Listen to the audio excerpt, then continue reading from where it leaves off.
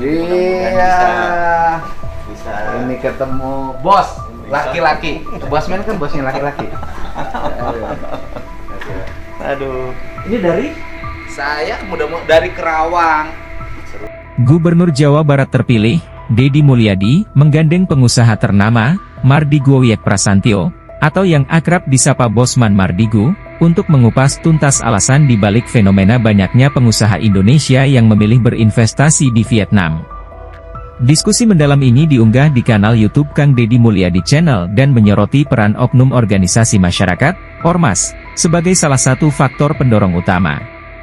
Dalam tayangan tersebut, Deddy Mulyadi, KDM, mengungkapkan bahwa maraknya oknum yang mengklaim diri sebagai anggota Ormas menjadi permasalahan pelik di Jawa Barat. Ia membeberkan 6 kebiasaan oknum Ormas yang meresahkan para pengusaha, mulai dari campur tangan dalam pembebasan lahan hingga praktik pungutan liar dengan dalih, uang parkir, untuk barang-barang yang dikirim ke pabrik. Kebiasaan-kebiasaan tersebut diungkapkan KDM menjadi momok bagi para pengusaha.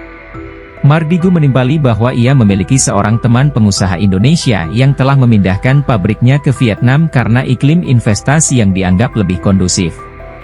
Pengusaha tersebut, menurut Mardigu, mengeluhkan ketenangan berbisnis di Vietnam karena absennya gangguan dari Ormas. Bahkan, Mardigu mengaku bahwa dirinya diajak untuk ikut berinvestasi di negara tersebut.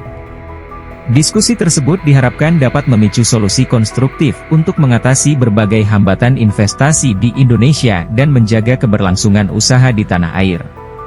Keduanya berharap temuan dalam diskusi tersebut dapat menjadi masukan bagi pemerintah untuk memperbaiki iklim investasi. Lebih lanjut, Deddy Mulyadi menyoroti pentingnya penegakan hukum yang tegas terhadap oknum Ormas yang melakukan tindakan meresahkan. Ia juga menekankan perlunya sinergi antara pemerintah daerah, aparat keamanan, dan masyarakat untuk menciptakan lingkungan investasi yang aman dan kondusif. Sementara itu, Mardigu berharap agar pemerintah dapat lebih fokus pada penyederhanaan birokrasi dan memberikan insentif yang menarik bagi para investor. Ia juga menyarankan agar pemerintah belajar dari Vietnam dalam menciptakan iklim investasi yang lebih menarik. Dengan adanya diskusi ini, diharapkan pemerintah dan seluruh stakeholder terkait dapat mengambil langkah-langkah strategis untuk mengatasi permasalahan investasi di Indonesia dan mencegah semakin banyaknya pengusaha yang memilih untuk berinvestasi di negara lain. Cerita tentang Ormas yang mengganggu. Itu. Dan dia sudah, pabrik dia pindah ke Vietnam. Ini orang Indonesia, pabrik dia pindah Vietnam, terus 2 investor dia nggak jadi ke Indonesia juga pindah ke Vietnam.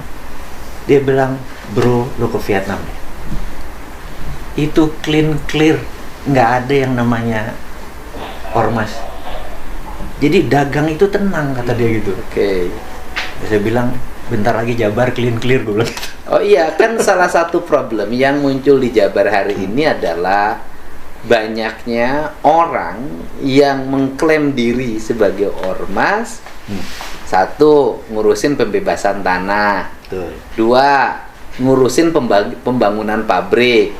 3, ngurusin orang yang masuk kerja. 4, ngurusin limbah pabrik.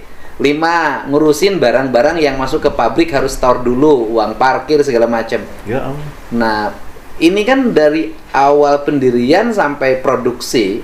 Download Tribun X sekarang. Menghadirkan lokal menjadi Indonesia.